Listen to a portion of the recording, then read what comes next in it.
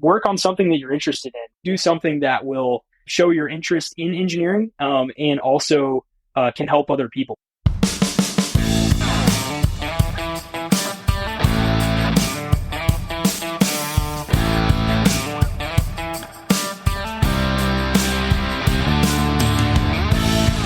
Hello and welcome to the Being an Engineer podcast. Today we are thrilled to have Camden Shuman on the show, a senior in mechanical engineering at the University of Tennessee, Knoxville. Camden has gained real-world experience through his co-op at Siemens Healthineers, working on pioneering molecular imaging technologies. He is also the founder of The Engineering Way, a newsletter dedicated to providing valuable tips and advice to engineering students and professionals.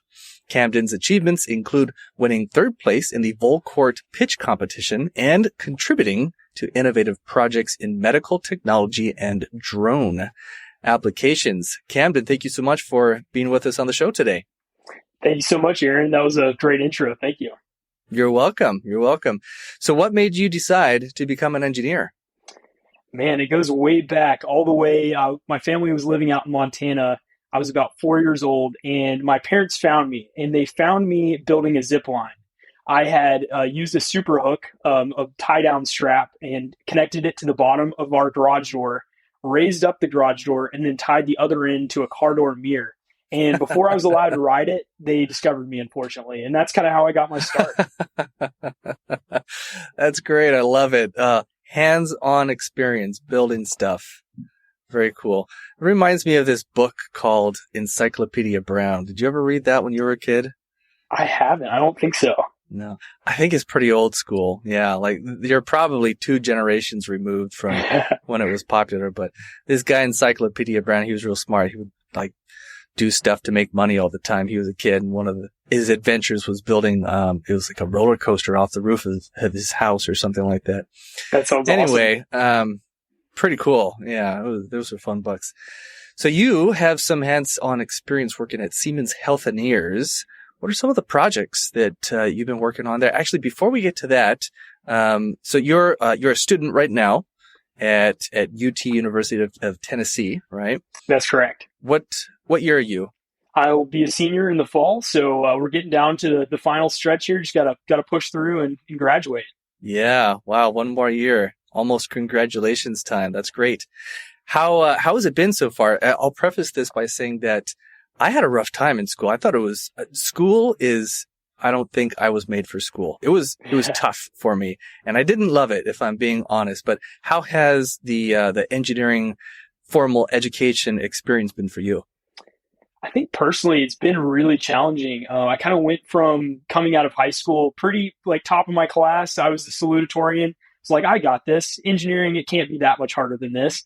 And freshman year was a wake-up call. You know, you start bombing a couple exams. You're like, all right, gotta kick it into next gear. And luckily, my parents and grandparents from both sides have instilled like a pretty hard work ethic in me. So I was able to kind of find that next gear and kind of buckle down. Like, I'm here. I know I'm supposed to be doing this. I want to do this. And kind of took it to that next level, which I think you kind of have to do to be an engineer.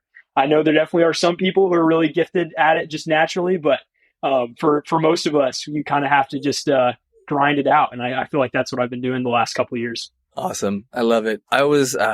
Hearing you talk makes me think back to when I was in college and Chem 101 comes to mind as far as like bombing tests and not doing so well. And then I had this one friend, he actually has been a guest on the show, a close friend of mine, Joel Williams, super smart guy. He would not study for a test and just on a whim walk by the testing center and be like, I think I'll take it now, and just walk in and ace it, you know. But those people are few and far between. I think the more common individuals probably. We have a little bit of struggles, and we realize in college that, wow, engineering is more challenging than I thought it was going to be. So now you have this co-op at Siemens Healthineers. First of all, I honestly don't know what the difference is between a co-op and an internship. Is there formally a difference between those two things? There is. So an internship can be anything like, a week to a couple weeks over the summer. And then a co-op, as is generally advertised, is something a little more long-term, usually around 2 semesters. And sometimes you'll have multiple rotations. of that co-op, and it kind of depends on the company whether you decide to do one rotation that could be anywhere from 6 months to 9 months, or you could do multiple years of that. I know some people, they don't graduate, they kind of stretch out college to like 6 or 7 years because they've done so many co-ops and got a lot of experience. Luckily, I haven't had to do that because I was a little bit ahead. I had about a semester ahead, so I was able to structure my first co-op term in a spring semester and a summer. So I was able to just become right on track. So it ended up working out pretty well for me. Nice. Okay, cool. Now I know the difference between a co-op and an internship is basically duration is what it sounds like. That's right. So for your co-op, are you working full-time or is it like a part-time thing? So it's full-time, 40 hours a week. And I think over the fall, I'll go back to, albeit part-time, just because I want to finish it and graduate next spring. So that's the plan for now, at least. But so far up to this point, it's been full-time. Okay. And while you're doing the co-op, are you doing school also, or is it one or the other? Generally, they encourage you to do one or the other, because most places want you to work 40 hours a week, and it's pretty rare to find a company that'll let you work part-time. So I'm really grateful to Siemens Healthineers for allowing me to do that, my managers, and kind of working with you to get it to work out. So it's been nice. Nice. Anything you can share with us about projects that you're working on at Healthineers? Of course, we don't want to disclose anything confidential, but if there is anything that you can share that would be interesting, that would be cool to hear about. Sure. So kind of what I've focused on mainly is mechanical design work. So we use Siemens NX, obviously. It's got Siemens in front of the name. So that is our CAD package of choice. So I've used that for many of my projects to design testing fixtures. So that's been a lot of fun. I've got to use different materials like carbon fiber, HDPE. I've designed things in aluminum. It's been really fun because a lot of those projects I've been able to walk from the beginning stages of the design all the way to like a finished product, something that we use on site or we put out into the field. And it's been really rewarding just to kind of be able to walk through all those different phases. As an intern, as a co-op, that's something that you generally don't get to do. You don't get to touch things that are customer facing or even internal. But Siemens Healthineers, they treat their interns in co-ops as real engineers. And it's really fun to have that level of responsibility and trust in you to design good things and to ask questions. And it's been a real joy. I've loved it. I love it too. I think that having internships, co-ops, effectively having real world experience before you graduate is so super, super important. I had a couple of internships before I graduated school, and I'd say those were the reasons that I got my first jobs. Just having that practical hands-on experience already. So it sounds like, they're treating you well there, and the fact that they treat you like a real engineer, give you responsibility, and not just have you, go pick up coffee or whatever is fantastic. That's really, it sounds like you already realize how important that is, but man, speaking from experience, it's just so, so important to have that kind of experience. So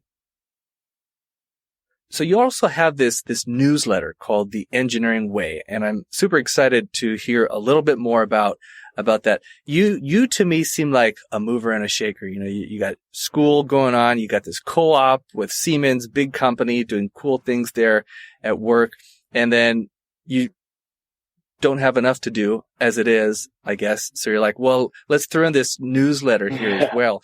Tell me about that. How did it get started?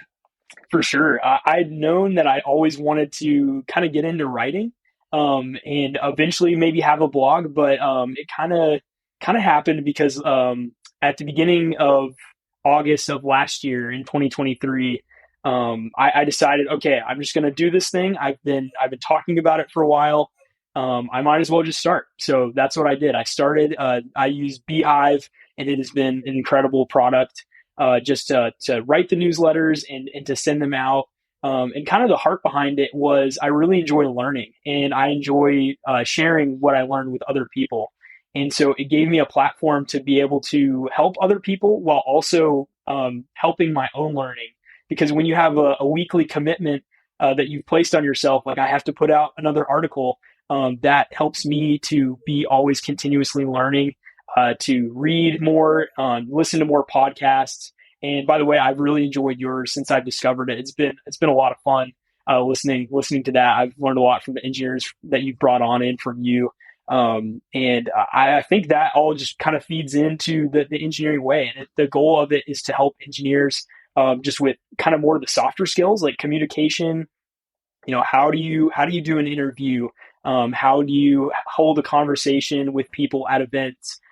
Just to kind of leverage those things, because engineers are really good usually at technical skills, but a lot of times we're not as good at the soft skills.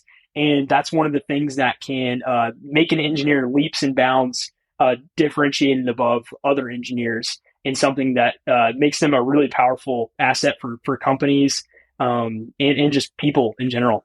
Totally. I often say that if you're from a technical standpoint, the most gifted engineer in the world, but your communication, your soft skills aren't that good, there's a limit to how far you can go in your career. But if your technical skills are good enough, it has to be at least some kind of minimum viable level. Maybe that's 80th percentile or 70th percentile, whatever it is, as long as they're good enough. But if your communication skills, your people skills, your soft skills are really, really excellent, there's almost no limit to how far you can go. So it's cool that you've figured that out so early. In your newsletter, you've written about a lot of things. One of the things that you talked about was sketching for engineers. And this is a skill that I've always wished I was more skilled in, but I'm not. So tell me a little bit about sketching as it relates to engineering. Is this something that you've used in your co-op or in your classes or just personal projects? And how did you come to be interested in sketching for engineers? Well, I'll have to agree with you there about not being very good at sketching. I'm still in the early stages of learning how to do it. And I found some really good online courses from industrial designers. I don't know if you're familiar with Marius Kindler. He's a German industrial designer and has really beautiful sketches. So I saw one of his courses, and the importance for me to be able to sketch and how it relates to engineering is that it takes time to get into CAD and to design the thing that you want. Like, there are some people who are pretty fast at it, but you're still talking on the order of 10 minutes all the way up to 2 hours before you have something to show somebody. So I think one of the powerful things about sketching, especially like low fidelity sketching, is that you're able to get something out of your head and put onto a piece of paper visually, very, very fluidly. And what's great about that is someone can see it instead of just using words to try to describe what you're talking about. They can look at it and see what you mean instead of trying to interpret what you're saying. So I think that's very powerful for just engineering teams and engineers who want to create better things, because you can go through more iterations faster, and that kind of just increases the speed at which you can do engineering. And I think that's something that's really cool. Very cool. All right. Going back to your newsletter, The Engineering Way, it in itself is an entrepreneurial venture. And I'm curious to hear about how you've gone about building the newsletter. Like, what are some of the marketing strategies that you've used to garner an increased followership? For sure. I definitely would say I haven't figured it all out yet. I'm still experimenting with things. Every week I'll try something different. Kind of what I'm doing right now is more organic. So I've started with just my college. How can I talk to my friends in class about what I'm doing on the side and see if it interests them? And one of the powerful stories with that, I think it was my article about how to make something, to go from an idea in your head to an object in your hand, was the title of that article. And one of my friends in one of my classes read it, and I didn't realize she was following the newsletter. And she told me about it. She was like, I read your article and it inspired me to go build this glider, because she's an aerospace student. And that was something that was just really special to see, that this thing that I'm passionate about, and I have no idea if anybody reads, it connected with someone. And I've really enjoyed seeing that. So I would say for the most part, it's been mostly organic, but I would like to get into, lead magnets and maybe a little bit more paid growth as well. But just still the early days. Very cool. Nice. So you won a competition, third place, and it was for a business idea that you have involving drones. Can you tell us a little bit about that competition and what you won? Sure. That's one of the things that I really appreciate about the University of Tennessee is it's very entrepreneurial. We have some very big league players like Bill Haslam, who he owned Pilot Flying J for many years. So he has a big influence on the entrepreneurial spirit of UT, and also Randy Boyd, who was the owner of Pet Safe Brands. All the invisible fence stuff, he designed all that. So there's a lot being poured into the entrepreneurial community in Knoxville and also at UT. And one of those events that you mentioned was Vol Court. And it was just a 90-second kind of pitch competition. You have no slides. You're allowed to bring a prop if you want to. And so the idea that I had seen a little bit that wasn't being done in Knoxville is using drones to clean industrial surfaces like windows. You can do mid-rise buildings. You can clean like fire towers. Just kind of anything that's large and flat and you can't get to very easily unless you're like rappelling on ropes. You can also clean solar panels. So that was kind of the pitch, was to use drones to do that. And that's being done in different places, but I haven't seen it being done in Knoxville yet. So I thought that would be a great thing to pitch. Cool. And have you built a prototype? Actually, I didn't build any drones. There are some great drones on the market already. The engineer in me really wants to build a drone, but at the same time, I know that that would take a lot of resources and time to do that. And who knows, maybe in the future, that's something that I would do. But at the moment, it was just fun to participate in a pitch competition, kind of get that validation for your idea, see if other people think it's a good idea as well. Not that you always need that, but it definitely helps kind of see, what's inside your head. Does that make sense to everybody else? Yeah, I was listening to a podcast episode from Tim Ferriss, and he was interviewing Seth Godin. I think it's an older one. It was maybe a rerun. Anyway, Seth Godin, for those of you who don't know who he is, he's a marketing guru. He's written, I don't know, I feel like dozens of marketing books over the years. Great author, really bright guy who I enjoy listening to. And they were talking about marketing, and I can't remember exactly what the question was that Tim Ferriss had posed to Seth, but it was something along the lines of, how do you succeed in business, or how do you know that your business is going to be successful, something like that. And Seth's response was so clear. This is one of the things I really appreciate about him. He has such an excellent command over the English language, and his response was, "Are you selling something that people want to buy?" And I thought, wow, that's like so clear and direct and insightful. And I think probably we don't, as entrepreneurs, sometimes we can get lost in the excitement of, oh, let's get the new logo out there and like, what's the branding look like? But the core element of any business is, are we selling something that people want to buy? So, you probably experienced some of that during your pitch competition, and the judges, right? They heard your pitch and thought, oh yeah, this is probably something that people would want to buy. Definitely. I think that's a very powerful message. Like, is this something that people want to buy? Because that's the MVP of a business. Like, what do they want to buy? And I think it's very easy to get involved in like the logo design, like, how are we going to do all these other things, kind of work on the business, but not really work on like what you're selling or a relationship with the customer. And I've noticed that even just with my newsletter, like sometimes I'll find myself procrastinating by, playing around with colors and different fonts, and it can be really easy to kind of get into the graphic design side instead of actually just sitting down and writing the next article. So I definitely feel that pull at times too, but it is at the end of the day about the customer. Yeah. Okay, well, let me take a short break here and share with everyone that the Being an Engineer podcast is brought to you by Pipeline Design and Engineering, where we don't design pipelines, but we do help companies develop advanced manufacturing processes, automated machines, and custom fixtures, complemented with product design and R&D services.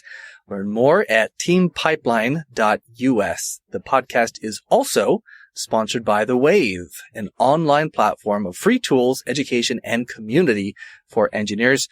You can learn more about The Wave at thewave.engineer. Today we have the privilege of speaking with Camden Shuman. So Camden, you seem like a busy guy, right? You've got the co-op, you've got school, you've got the newsletter. Apparently you're doing pitch competitions and who knows what else as well, flying your drone around. how do you find time to do all of these things? And are there any time management pieces of advice that you can share with us? Sure, it is definitely difficult to balance that schedule at times. And I have found that you kind of have to pick and choose. Sometimes school has to take the front seat. Usually it does because that's what's going to end up getting you a job at the end of the day. So sometimes I'll have a really big assignment and I'll need to prioritize that over the engineering way, which is really sad sometimes because I'm like, I really want to work on this, but school comes first. So I have had to sacrifice my kind of ship date for my article, and sometimes I'll just send it out the next day, kind of delay it a day. And while that can kind of feel annoying sometimes, I know that there's a reason. Like I have to make my priorities pretty clear, like on paper. Like here's number one, number two, number three. And I find that it helps too, just to keep a really organized calendar. And I'm a big Apple guy, so I'll like to put in all my my stuff in the Apple Calendar and just have it all color coded. And I get a little notification when it's time to do this next thing. And it kind of takes the stress out of trying to keep it all in your head.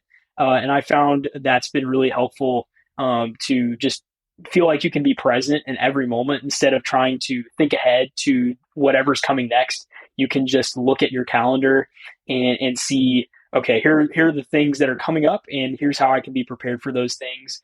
And one of the things that's helped with that too is I don't know if you've heard of the idea building a second brain. Have you heard of that? No. Okay, so it's something you should definitely check out. And basically, the idea is to instead of trying to remember everything, keep it all in your head. A second brain can be simple as like a notebook, writing things down as they pop into your head. That way, you can kind of clear some mental space. And also, you can do it digitally too, or a combination of both. And so I put a lot of stuff in my notes app on my iPhone just to kind of keep my head clear, and I can stay present in every moment. Because once you start not writing things down, things get missed. You feel more stressed out. Your kind of shoulders are tense. So I found that to be really helpful as well, in addition to the calendar for managing my time. I haven't heard it referred to as building a second brain, but it makes total sense. I am a huge advocate of lists. I have all kinds of lists about what to talk to this particular team member about, lists of chores I need to do at home, lists of conversations to have with my kids, lists of things to do when I feel not motivated and lethargic. I have all sorts of lists. So I've outsourced a lot of that thinking to the second brain, right? As you put it.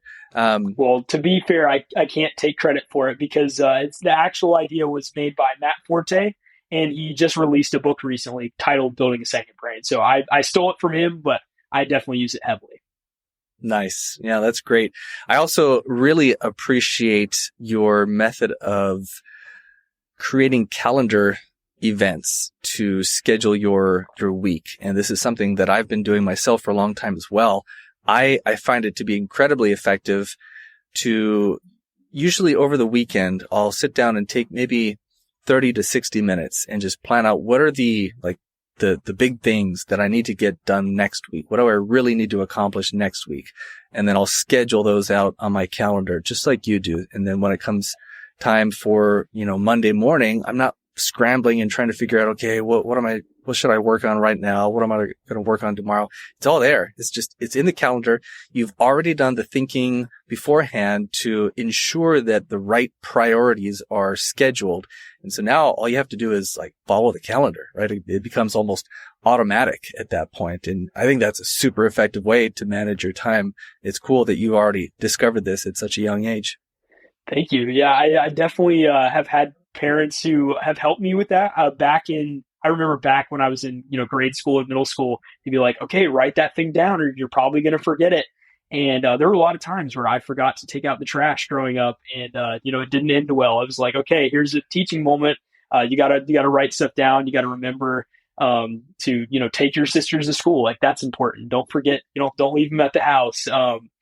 Just things like that where they have helped me kind of build that muscle and grow that muscle of planning and scheduling. And it has served me really well. Without the ability to plan and write things down, I would not do well in school or in my co-op. And at my co-op, my function for my second brain, instead of it being digital, I like to have a really big, thick moleskin, and every day I kind of write the date at the top and then all of the priorities for the day. And it's just nice to kind of see, okay, here's the game plan, and here's where I want to what I want to have accomplished and where I want to go. And I have this meeting at this time, and I find that really helpful. Very cool. I love it. You're obviously interested in business and being an entrepreneur with the pitch competition and the newsletter and probably other things that you're doing. I'm curious, what is the goal for you? What do you want to be doing with engineering and entrepreneurship 5-10 years from now? For sure. I'm still kind of figuring that out. I really enjoy business. I love reading like business books. I just read The Lean Startup recently and loved it. There are a lot of really cool books out there that I want to read, and I've got a stack this big. You can't see it, but it's behind my screen here.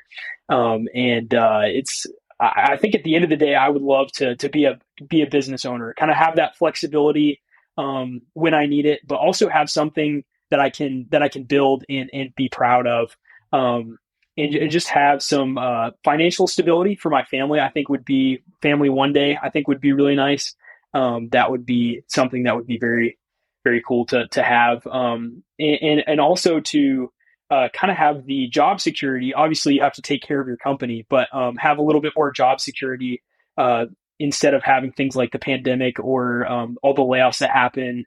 I think it'd be really nice to kind of be able to own that process and lead teams and kind of point people and build culture. I think those things are all really, really compelling.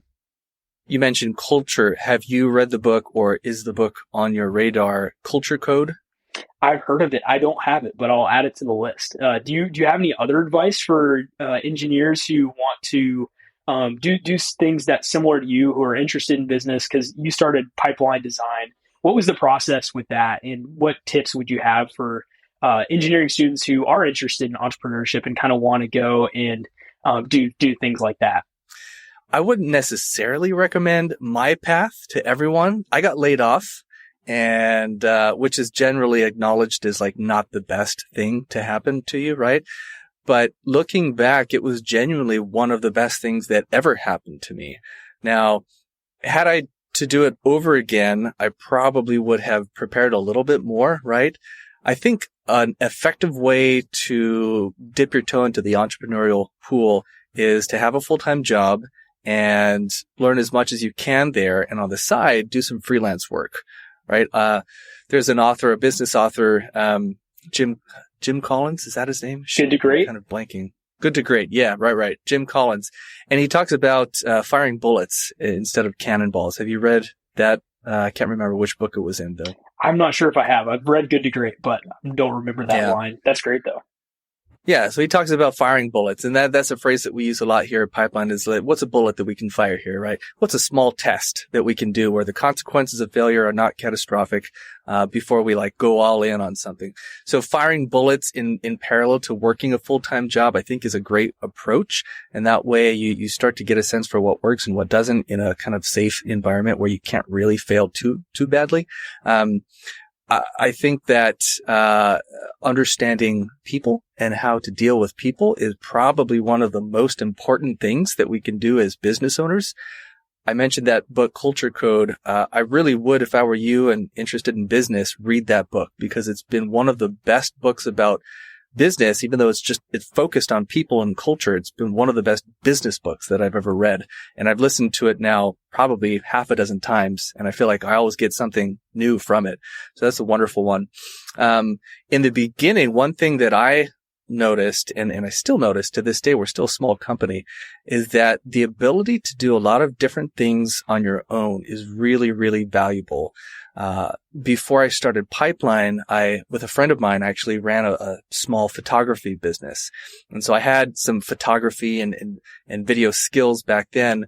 And then I also started just a small side hustle thing, building websites back in the day. This is before, maybe not before, but like during the early days of WordPress when Dreamweaver was still a thing. Oh, yeah. Adobe Dreamweaver, you'd actually build a website, doing all the CSS and the HTML yourselves before there were all these WordPress templates.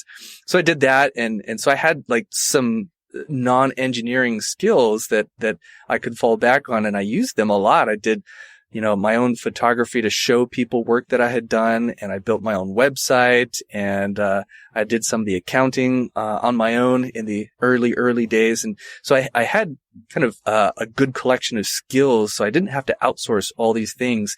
And the thing about outsourcing is it's more expensive, but it also takes so much more time, and I find that there's so many things that I can just do as well or better than people to whom I'd outsource.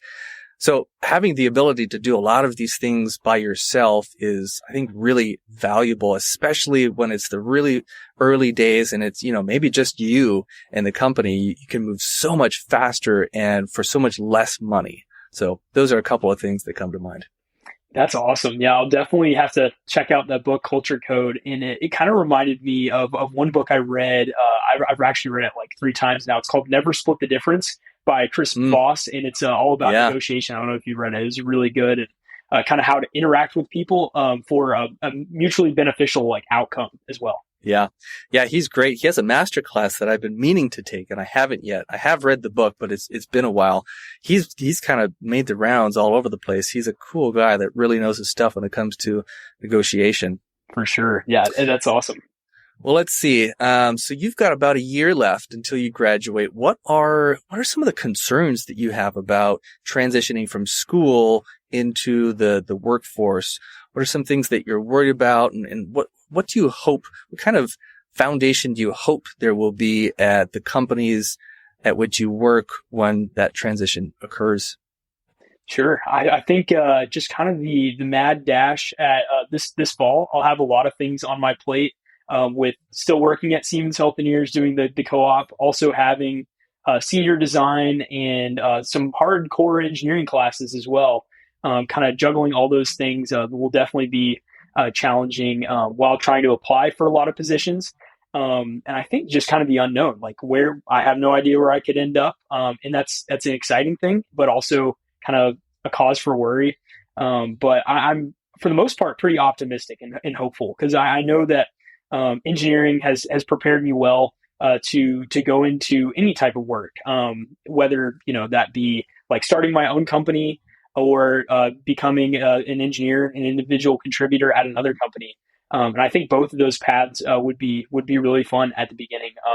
I still haven't decided what exactly I want to do, but really, really looking forward to getting into the workforce. And that's something that's been so fun about Siemens Healthineers is I really enjoy the 9 to 5. School, you're kind of on all the time. You're working from when you wake up to 12 o'clock, 1 o'clock at night when you go to bed.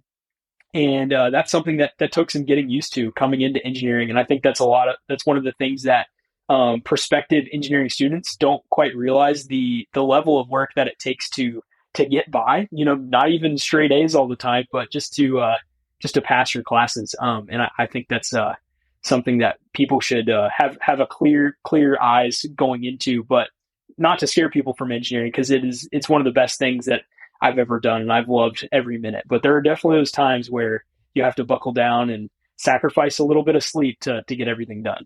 Yeah, I remember the same thing, just feeling like I always had to be on. There was always a test coming up I had to study for, always another homework assignment that I had to make sure was completed.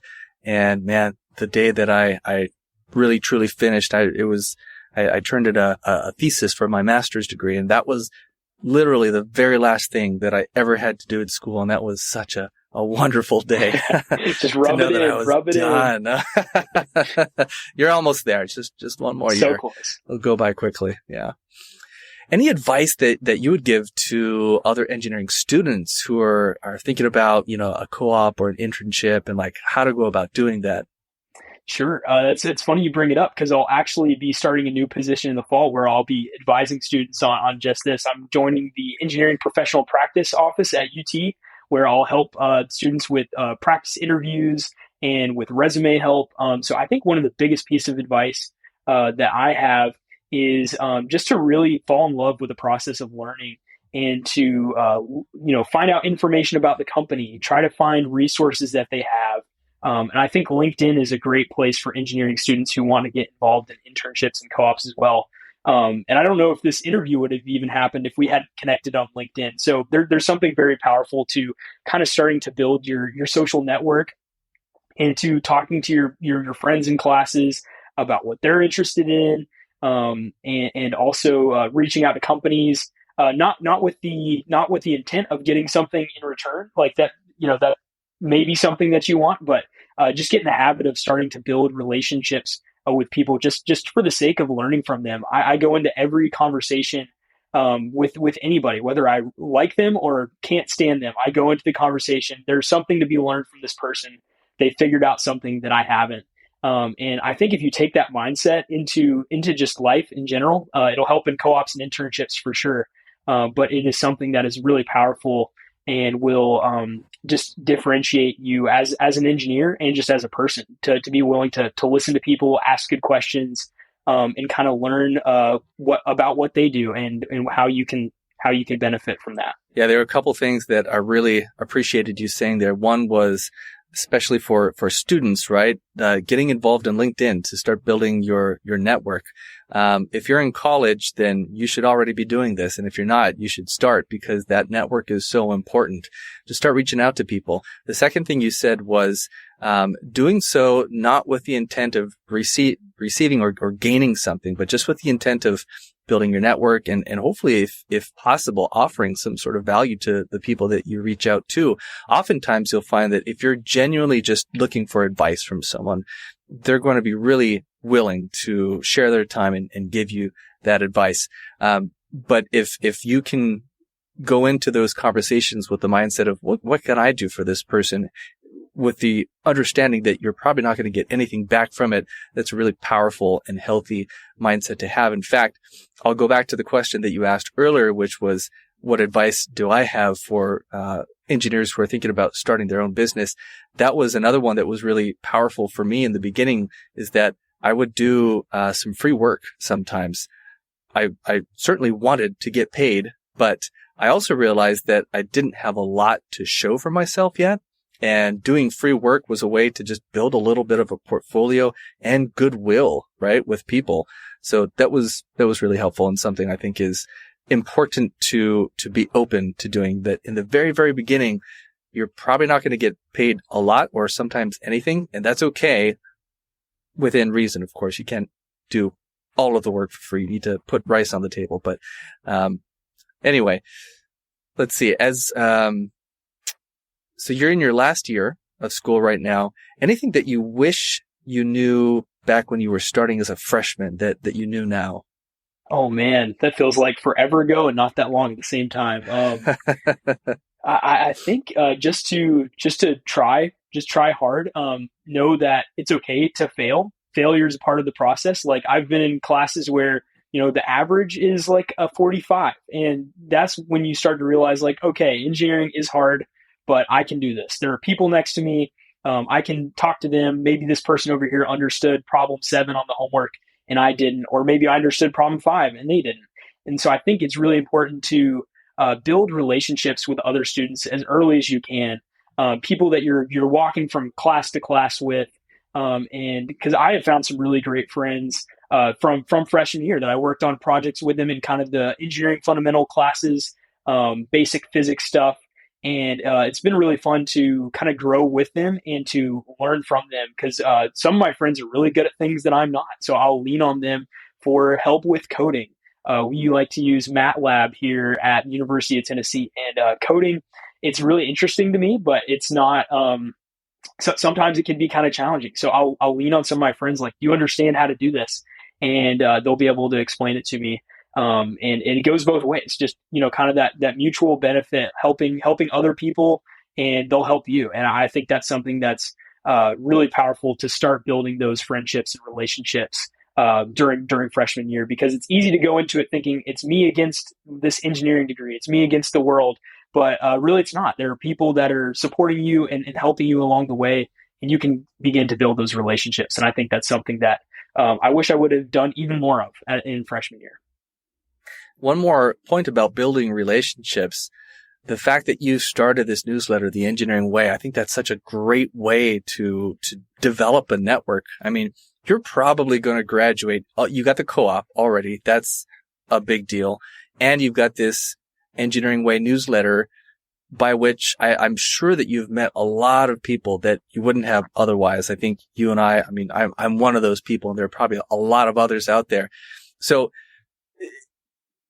to your point of building a network, if you can do something, in this case, you're providing value to other people, right? I think your newsletter is free, and people can just sign up for it. So you're providing all this value. You're putting in your own time, and the I guess reciprocity you get from the community is just knowing people who appreciate what you've done and probably feel a sense of goodwill towards you and want to help you. So that's a big deal. If you can come up with something to contribute to the community and just go out and do it, it's going to pay dividends for you in the future. And I think that was one of the things that I didn't really expect when I started the Engineering Way. I just kind of thought, hey, this will be a fun, kind of side project, little hobby. Who knows, maybe nobody will even care. But I just kept up with it, kept writing. I think the first email I sent out had like 3 subscribers on it. And half of those, 2 of those were my family. So it starts out pretty small, but there's that proverb, like, do not despise the day of small beginnings. And I think that's something that just engineering students at large can learn from. Like, you have to start somewhere, and you can start today. And I think that's something, had I started the Engineering Way even earlier, who knows the types of relationships I could form. It's been really, really surprising, all the relationships with people through LinkedIn. And also one of the donors from my college discovered the Engineering Way, and I had a great conversation with him, and it has led to consulting work for him, paid consulting work. So that has been something that's been very surprising, but a huge benefit. So I definitely recommend that any engineering student, work on something that you're interested in, find a hobby, build a robot, like do something that will, show your interest in engineering, and also, can help other people. That's another bonus that you can add to it too, and start to build that portfolio. I love it. It makes me think of the phrase giver's gain. This is something a coach that I've worked with has talked to me about a lot over the years, giver's gain. And when you start putting stuff out into the world, into the community, eventually it comes back to you in a very profound and meaningful way. Well, Camden, thank you so much for spending some time with me today. What a fun conversation this has been. And I can just tell, man, you're a smart guy. You're driven, you're capable, and I think you're going to do great in career and in life. So keep it up. Keep up the good work, and thanks for being on the show today. Thank you very much, Aaron. That's very kind of you to say. It's been a pleasure. I'm Aaron Moncur, founder of Pipeline Design and Engineering. If you liked what you heard today, please share the episode. To learn how your team can leverage our team's expertise developing advanced manufacturing processes, automated machines, and custom fixtures, complemented with product design and R&D services, visit us at teampipeline.us. To join a vibrant community of engineers online, visit thewave.engineer. Thank you for listening.